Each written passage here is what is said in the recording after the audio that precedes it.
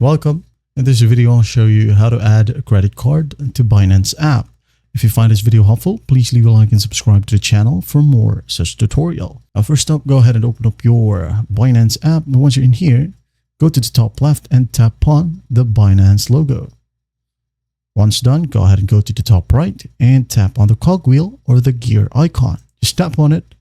Now in here, go ahead and scroll down until you find the section Payment. All right, under that, we have payment methods. All right, just tap on it.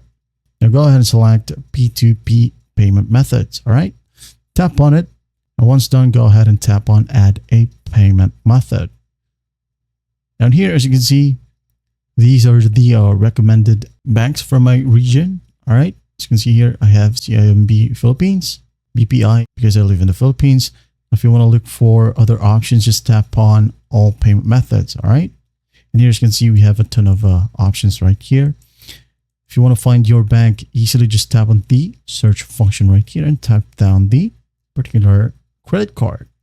Okay. For example, American or Bank of America right here, just tap on it. And here, just go ahead and tap on account number and put your account number. Once done, just hit on confirm. All right. And also to ensure that the payment details added are correct and the name matches your KYC info on Binance.